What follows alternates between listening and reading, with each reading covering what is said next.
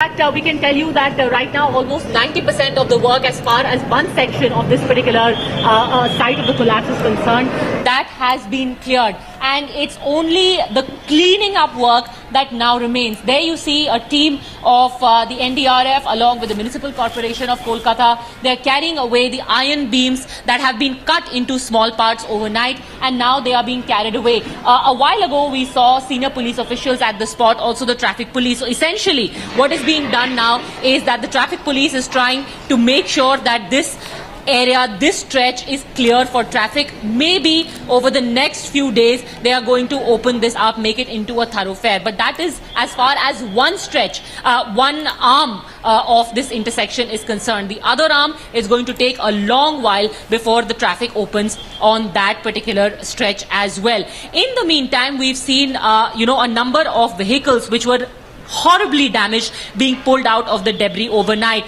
There were the remains of a motorcycle, burnt to a crisp, extremely damaged, that was pulled out overnight. This was in fact early in the wee hours of the morning that we saw it being taken out. There was also this car, and in fact it was so badly damaged that only the door could be taken out at a time, and the rest of the body was barely scrap metal. It was in a very bad condition. At around 6:30 today morning, we also had 2 bodies being recovered. The death toll unfortunately has also gone up. 22 was what was confirmed to us by the rescuers here at the spot today, but that would have climbed to 24 by now. That is as far as the figures so far are concerned. Of course, there are more people in hospital, some of them said to be in a very critical state. Now the focus is basically going to shift to the hospitals. There are blood banks, blood camps, blood donation camps being run by several self-help groups as well as political parties, some organized by the TMC and other parties as well. Even at the spot of Riza, let me tell you that there are these civil defense volunteers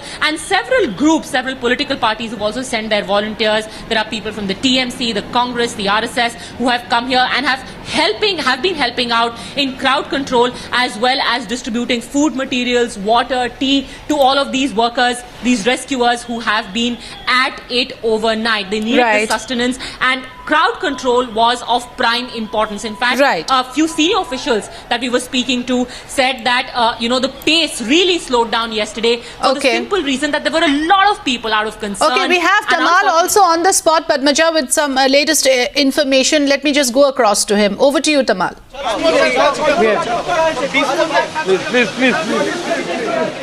Well, that's right. I've just spoken to the Police Commissioner Rajiv Kumar, who had been overseeing the entire rescue operation since last afternoon. He was here and he has given us a confirmation about 24 deaths. So he has said 21 bodies were recovered yesterday, and now last night there had been 2 more bodies recovered. So that's 23, and 1 more body is now feared to be trapped inside this particular truck.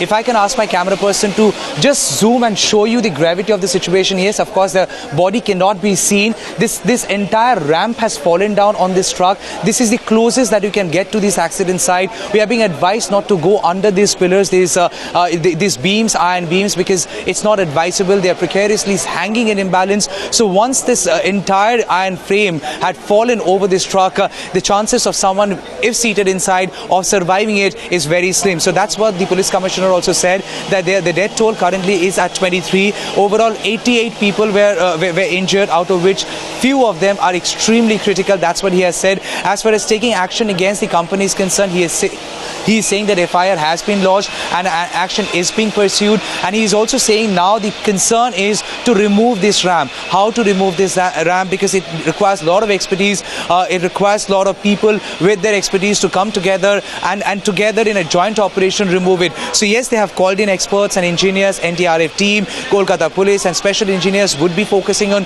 removing the ramp.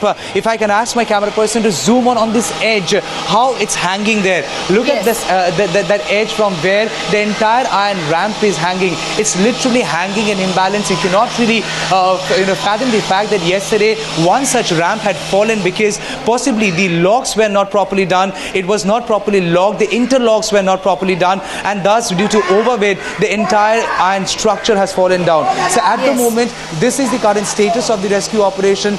As far as clearing the entire debris is concerned, is more or less done. But at the moment, the focus is to rescue one body which is trapped inside, And secondly, to ensure while they remove this ramp, there remains no fear of further damage or harm to any individual.